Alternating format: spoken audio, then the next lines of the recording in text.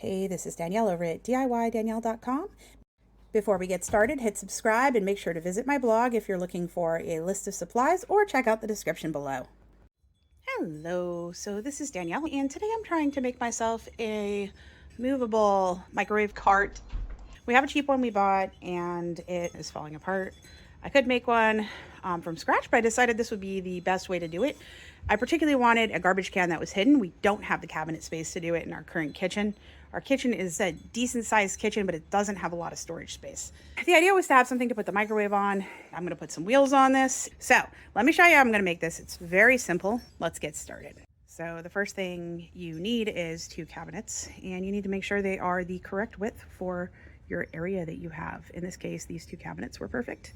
I need a countertop and I need a base. I'm just gonna cut a piece of wood that matches the size of the bottom, which I've already measured and written down somewhere in my pocket full of instructions that I can't find. So we will find that and then cut it to size.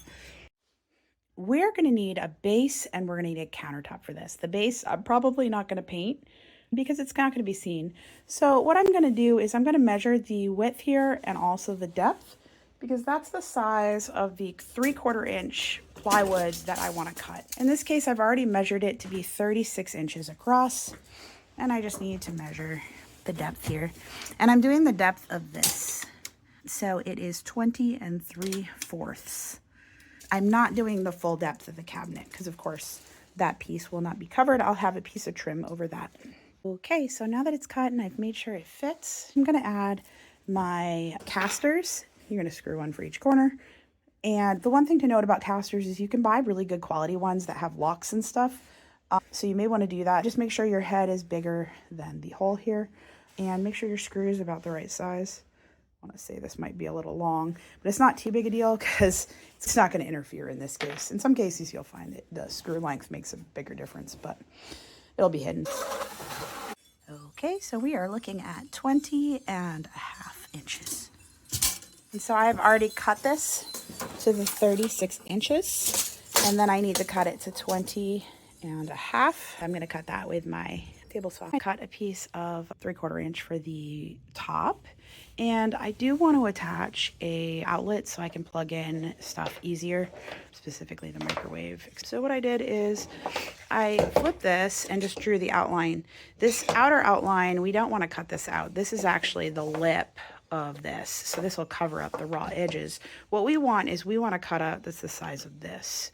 And so I tried to trace it. It's a little hard to trace just because this gets in the way, but if we get the basic cut, we can go ahead and just continue to take a little and a little until we get the right spot, just to get it perfect. I'm going to use a jigsaw to cut this out, but first I need to just create a hole in the middle.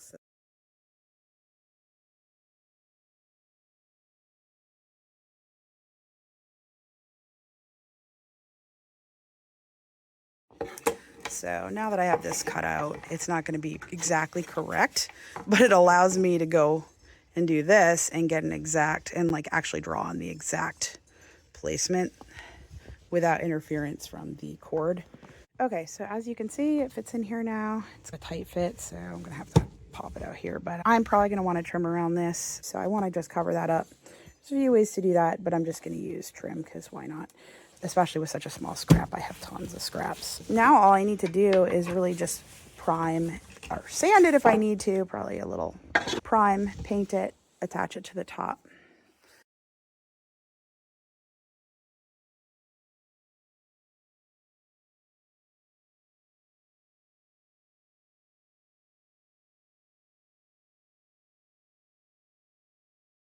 Okay, so to use this template, I measured the width. The middle point is 8.75, which I marked on here.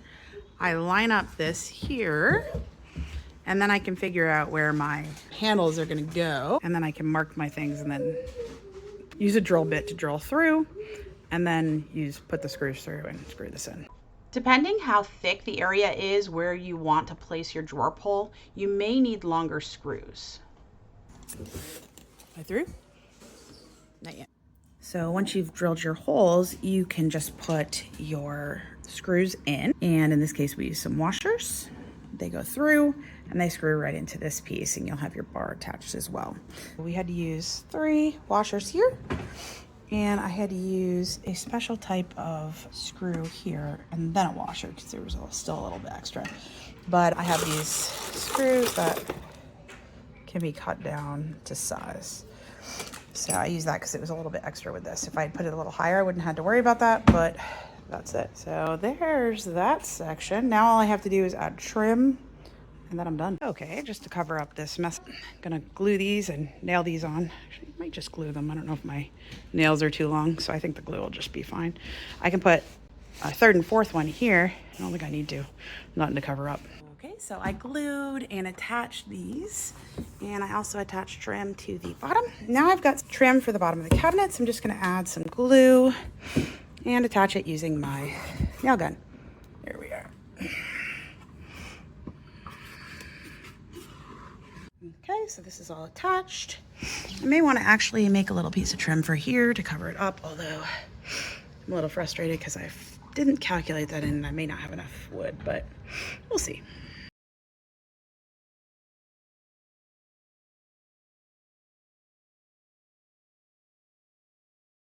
We also replaced the drawer garbage can that came with this because it only had room for 1. It was a waste of space. This one fit in here perfectly, and we just had to mount the door on it. But liking how that all works. Nice and slow close. That's the Rev-A-Shelf one. I'll link it in the description.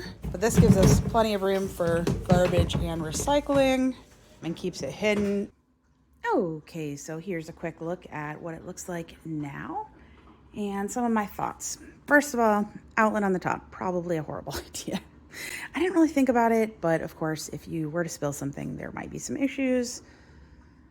I don't know. I'm not really putting wet stuff on here, but I do have children, so who knows. What I didn't mention is I also had to cut a notch in the back here for this here. So one way to do that would be to just put this on the back, and then you would just plug in back here, and it would go over here, and you wouldn't. Actually, no, you'd still need a hole. Just kidding. Alrighty, there's that. It moves. It's very easy to move. The trim looks good. It adds like a different look to it. Excuse my dirty floors. Garbage cans have been working out great. Loving this.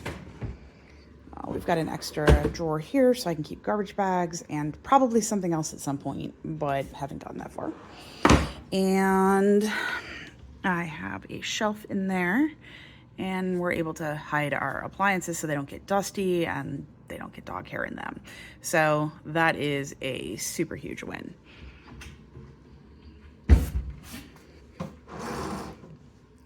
There's a look at the side. Could have done a better job with the trim, but we were going for finished, not perfect. And sometimes that's where I'm at. So I am very happy with this. I love how it came out. Overall, not really a whole lot I would do different, but yeah, pretty happy. And there we go. Thanks so much for watching. Let me know if you have any questions or comments. You can visit my blog, DIYDanielle.com, for more information about this project. Take care.